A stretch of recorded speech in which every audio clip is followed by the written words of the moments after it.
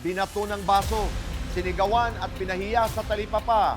Yan ang reklamo ni Steve at My Girl laban sa kanilang inang si Grace at stepfather na si Rolando.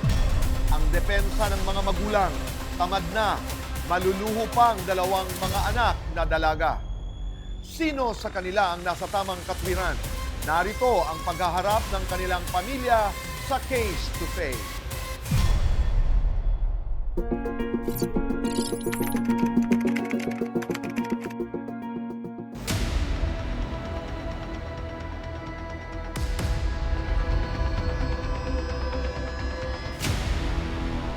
Sibs, Michael, ano ang inyong reklamo? Kami makikinig. Nung July 22 po, sinaktan po ako ng nanay ko. Ang alam ko po nung araw na yun is hearing po ni ate sa mga anak po ng stepfather ko po sa barangay po dahil may death threat po silang binigay sa kapatid ko po.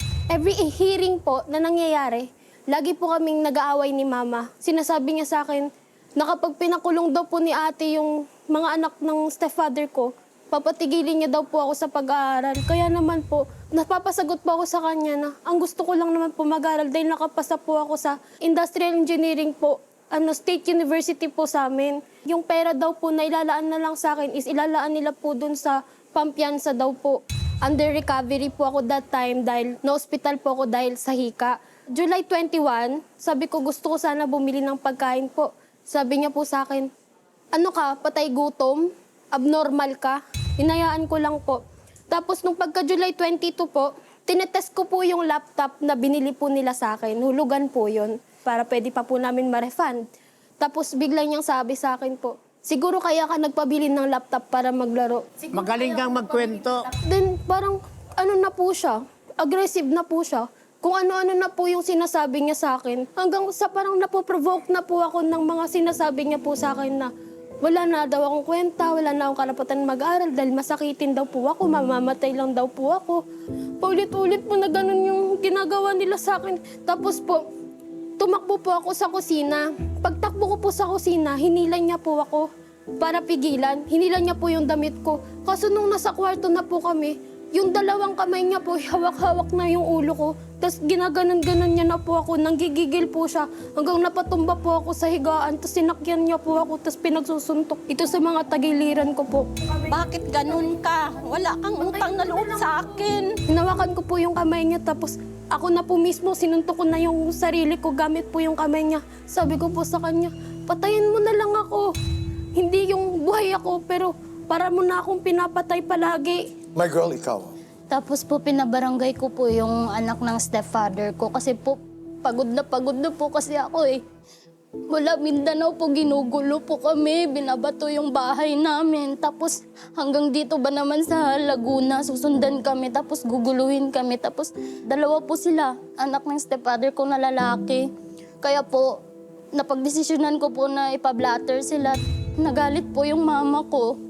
Nasaktan po ako ng sobra kasi bakit siya nagalit sa akin na imbis mag-alala siya sa amin kasi nga pinagbantaan kami.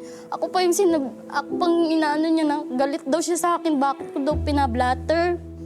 Kaya po ako galit sa stepfather ko kasi wala po nung nakilala po niya yung mama ko. Lagi niya po sinusulsulan. Tapos sinasabihan po ko na dapat daw, wala na daw ako sa poder ng mama ko, mag-asawa na lang daw ako. Tapos nung nakunan po ako, sinabihan po nila ako na inutil daw ako. Nangyari ito July 22 ngayong taon? Opo. Mula South Cotabato, 2011. Nagsama na si Rolando at saka ang inyong mama. Hindi po. 2011 po, nagkakilala na. Nagkakilala sila. Opo. 2015 at saka sila nagsama. Pero noong kayo'y umalis ng South Cotabato papuntang Laguna, kasama niyo na si stepfather. Hindi po.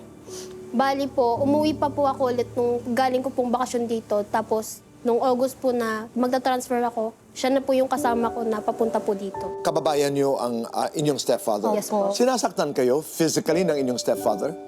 One time po, sinubukan niya na sampalin po ako. Sinanggi ko po yung kamay niya. Sinabihan ko siya, subukan mong saktan ako, papabarangay kita. Then, hindi niya na po inulit. Galit ba kayo sa stepfather ninyo? Saan ang gagaling ang gulong ito? Nung panahon po na nagkakilala po sila, okay naman po kami. Tanggap po namin siya. 2015 na nakasama na po namin sa loob ng bahay. Doon ko na po parang na-realize na yung mama ko po, lumalayo na po yung loob sa amin. Ako po, kailangan ko pa ng pag-alaga ng nanay ko po eh. Kasi maga po ako nawalan ng tatay. So, dikit po talaga ako kay mama. Pero, lagi niya pong sinasabihan na, hayaan mo na yung mga anak mo. Ganun po. Hayaan mo na, dapat marunong na siya ng ganito. Dapat nagtatrabaho na. Mas lalong nag-grow po yung galit po. Dahil kapag nag-aaway po kami, sinasabihan niya akong, bobo ka, inutil ka, sampid ka lang. Kaya po ako, napapasagot po ako sa kanya na, stepfather lang kita. Tapos ganun ka sa akin. Anong karapatan mo na sabihin yun? Every time po na nagkakasagutan kami, ako po yung sinasaktan ni mama. Yung sinasabi niya na pinapaaral niya ako, hindi naman po eh. Alam ko po lahat na sinasabi ni mama sa akin, nagtatrabaho ko para sa'yo. Kasi every time po, na kapag siyang nagbibigay sa akin ng baon o pangkain, may naririnig po kami sa kanya. May mga sumbat po agad. Ngayon ba kayo'y nakahiwalay? Yes po.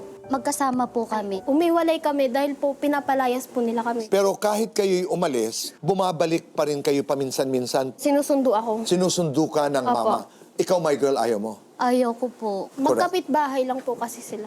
Pero nakabukod kayo. Opo, nakabukod po. Okay. Ano ang nais niyong mangyari? Niloan po nila yung pension po namin. Namatay po yung papa ko ng 2009. And nakatanggap na lang po kami ng pension 2018 po. Umamin po sa amin si mama na niloan po nila para po sa machine shop na pinatayo nilang negosyo. Tapos yung relasyon namin ng nanay ko, hindi po namin mabalik kasi every time na gusto ni mama na mapalapit sa amin, ang sinasabi niya, ako o ang mga anak mo, kapag silang pipiliin mo, maghiwalay na lang tayo. Gusto ko po sanang makulong po siya. Gusto ko po pagbayaran niya dahil sa tagal-tagal ng panahon po na ginagawa niya sa amin, kahit isang beses di siya humingi ng tawad. Yung stepfather ko po, ayaw niya po talaga sa amin. Nagpakasal po silang dalawa. Nagulat na lang po kami na kasal na po sila. Kailan sila kinasal? 2016 po. Kasi namatay po yung asawa niya, 2015 po.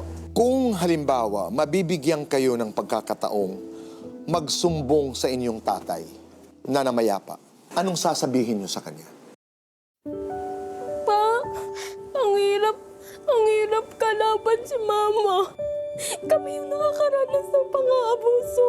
At alam ko pa na kapag buhay ka lang ipagtatanggol mo kami. Kasi mahal mo kami bilang anak mo. My girl? Pa, kung nandito ka lang, yung mga nangaapi sa amin, pagtatanggol mo talaga kami. Miss na kita, Papa.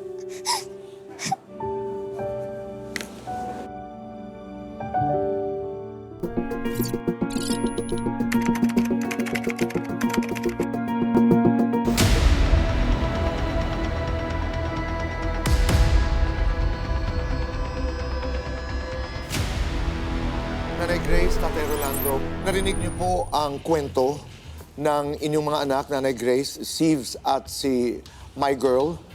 Ano ang nais niyong sabihin? Yung dalawa, stepdaughter ko. 5 years old pa yung si Gibbs Byron na nakakilala kami. Pinaaral ko siya ng kindergarten, elementary, high school, hanggang nag-senior high, nagtapos. Hindi naman lang tulong-tulong kahit kunti sa gawaing bahay. Si Gibbs, napakaluho. Pinaawa ko sa kanya dahil namatay yung asawa niya, na wala man lang iniwan kahit isang segundo. Baon pa kami sa utang. At yung dalawang anak niya, kain tulog lang yun. Tito Boy, may una akong anak. Hiwalay lang kami sa asawa ko at namatay din yung asawa ko. Diyan na kami nagpakasal, legal na kami. So kanina nung pinakikinggan niyo yung salaysay ng dalawang bata, saan ho kayo, Tatay Rolando, Nanay Grace, pinaka-nasaktan? Ito po yung totoo. Ako na yung minimensyon nila. Ang reply niya, yung lalaki na yun, ang bumubuhay sa akin. Totoo, Siya Tito ang Boy. naghanap buhay. Yung sahod ko sa At construction. ibigay sa akin, one Yung week, sahod ko sa buong buo construction, yung sa isang sahod. linggo, nagsahod ako ng 6,500 ang kukunin ko. Ibigay ko sa kanya lahat. Kahit magsabaw na lang siya ng kape. Kasi ina-after ko na makasuporta siya sa mga anak, yung mga anak niya. Yung anak ko sa James Byron, baby pa siya, may sakit na siya ng hika. Bumalik yung mga sakit niya, 21 siya. Kaya gumastos na naman ako doon ng mga gamot. Hindi ko kaya na nasaktan anak ko, Kuya Boy. Sa totoong kwento ng buhay ko, kabit lang din ako ng papa nila. Kahit bunga sila ng kasalanan ko, ipaglaban ko sila. Pero hindi ko so katakalain ganituhin nila ako ngayon dito. Nami-miss nilang papa nila. Buhay pa ako. Pinalitan na ako. Buhay pa ako. May babae na siya. Tatay Rolando, puntahan ko muna yung kaso ni My Girl doon sa iyong mga anak. Yung dalawang anak ko lalaki, anak ko sa unang asawa ko. Kasi itong anak niya, ang totoo, nagkatabi kami ng bahay. Bumili kami ng lupa Bahala na hulugan. Tumitirik-tirik lang kami ng bahay. Ang nangyari ngayon, yung bahay tinitirikan namin, pati yung bahay na tinitirahan namin, aangkinin ni My Girl, kukunin niya. Kasi ako ang nagbabayad. Hindi sa'yo nakapangalan. May kasulatan kami. Doon nagalit ang mga anak ko. Kasi yung bahay ni My Girl ngayon, hindi nga ako nagtrabaho sa labas kasi ginawa ko yung bahay niya mula pag-layout hanggang pagkatapos. Sinungaling ka. May video ako kung paano ginawa ang bahay ko. Ang nangyari ngayon, yung mga anak ko na nakatira doon sa gilid-gilid, pinaupa niya pa. Pinutulan nila ng Pinabarangay niya. kuryente. Pinutulan niya ng Pero yung kuryente, So nagalit Kuya Boy, ako. Ang sinabi ko, tinuring ko kayong Pinatian namin yun. Isipin mo, buong bahay mo, 2 buwan kong ginawa. Kahit 5 duling, wala ko natanggap. Tapos ginanon mo mga anak ko. Doon nagalit ang mga anak ko. Sino bang gumawa ng bahay niyo? Di ba ang asawa ko? Doon sa sinasabi ng July 22 na may hearing si My Girl at saka yung mga anak ni Tatay Rolando, doon daw sobrang kanyang galit. Sabi niya sa akin ni Jib, Ma, ano ba yung tinatawanan niyo kanina ni Uncle madaling araw? May pinag-usapan ng siguro kami. Hindi. Yun ang tinatawanan niyo ako. Kaya sabi ko, walang nanay na magtawa na nagkasakit ang anak. Lalo na ang nanay pa ang gumagastos sa anak para gumaling lang sakit mo. Sabi niya, hindi. Gusto mo talaga mawala na kami dito. Yung asawa mo, trabaho-trabaho doon. Sana mahulog yun sa building. Ay, doon ako nagalit. Hanggang umabot na nagwala siya. Sumigaw na siya, patayin mo na lang ako, patayin. Pumunta siya doon sa kusina. At saka, kukuha sana ng kutsilyo. Ang ginawa ko, hinawakan ko ang damit niya. Tinulak niya ako sa higaan doon. Nahulog ako, Kuya Boy, sa katre namin, sa higaan. Yung cellphone ko, pinalo niya sa ulo niya. Sabi niya, masaya ka na, masaya ka na, masaya ka na. Yung time na yun, mainit yung ulo ni Jib kasi before pa siya magpatong ng college, nagdidemand na siya sa nanay niya kasi ang kinukuha niya yung 35,000 na laptop. So may ipon siya kunti sa sahod ko. After na nakuha niya yung laptop, may mga demand pa siya. Ipabrace yung ngipin, pabili ng bagong sapatos. Napakasinungaling mo. Sabi ko, yun na gamitin niya yung bag sa laptop kasi para hindi na kami bibili kasi mahal naman ang bag. Sabi niya, mura yung bag, may 250. Sinabihan niya yung mama niya, mabili ako ng bike, ma, kasi magbabike na lang ako sa eskwelahan. So sa paniniwala ng mama na totoo, nagbili. Pero never nagamit kahit isang araw. Ang ginawa, ginalagala sa boyfriend niya hanggang ngayon nasira ang bike. 6,000 yun. Kung maliit sa kanya yun, sa akin malaki na yun. Nung tinanong ko sila kung ano ba talaga ang inyong gusto, makulong ang aming stepfather, ano ho ang inyong reaksyon? Ano bang pinaka-ground, bakit makulong ako? Sa likod ng pagsisikap po, makakain siya. Kaya yung si Jim makakain, makapag-aral. Nakulong. Tatay Rolando, mahal mo ba yung 2 bata? Ibuhos ko ba yung sahod ko sa nanay nila kung di ko sila mahal? Nanay Grace, kayo ho ngayon, sa gitna ng problemang ito, mahal niyo po ang inyong mga anak. Sobra. Kasi, kung sabihan niya mga masama mga anak ko, una akong nasasaktan, nilalabanan ko sila, inaaway ko siya. Ayaw ko na pagsabihan niya mga anak ko. Anong nais mong sabihin sa 2 anak mo? Mahal na mahal ko sila. Sobra. Nanay Grace, anong dasal niyo po?